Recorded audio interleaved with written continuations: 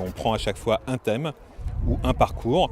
On fait une balade qui va durer 1h30 à 2 heures sur un thème qui concerne la vie des gens et qui est accessible à n'importe qui, parce qu'une balade, c'est accessible à n'importe qui. L'objectif là pour cette année, c'est vraiment autour des questions climat-énergie, puisqu'on va accueillir à la fin de l'année 2015, en novembre-décembre prochain, le sommet mondial sur le climat, donc au Bourget en Seine-Saint-Denis. C'était d'alerter sur les sujets qui concernent ces deux questions, qui peuvent paraître souvent lointaines, un peu insaisissables. Or, en réalité, on les vit quotidiennement. On les vit quotidiennement comment ? Par la pollution atmosphérique, par le bruit, par les questions énergétiques qui nous concernent chez nous. Donc voilà comment on va aborder ces questions-là à partir de notre quotidien. Donc ce bruit aérien qui est très spécifique puisque c'est des pics de bruit avec des toutes petites plages de silence, il n'est pas anodin, il a vraiment des conséquences sur votre santé. À commencer par un manque de vigilance dans la journée, des problèmes d'apprentissage pour les enfants à proximité des aéroports. Donc tout ça c'est démontré par des études.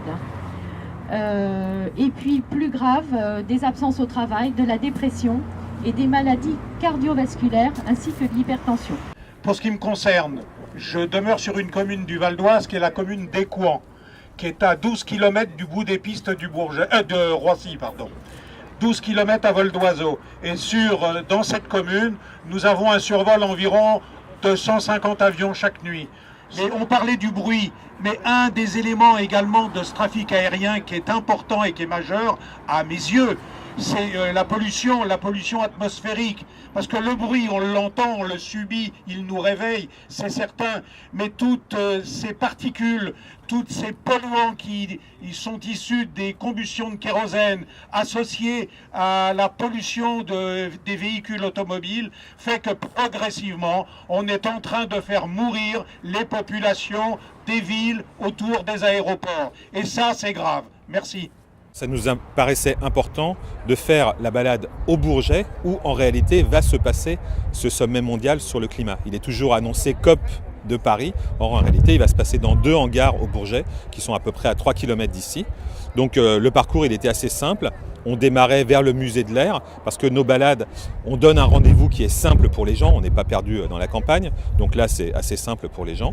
Et on a marché à peu près 2 km pendant environ 2 heures où on a montré l'impact du bruit sur les riverains, l'impact de la présence de l'aéroport sur le réchauffement climatique, le fait qu'on est sur par exemple un espace qui est exonéré d'un certain nombre de taxes. On donne aussi à connaître un certain nombre d'éléments sur les sujets qu'on traite. Donc on l'a fait sur l'autoroute, sur les data centers, sur la question des transports publics, sur la rénovation énergétique. On donne à chaque fois des éléments qui peuvent servir aux gens, soit pour reproduire des toxic tours ou des formes de mobilisation.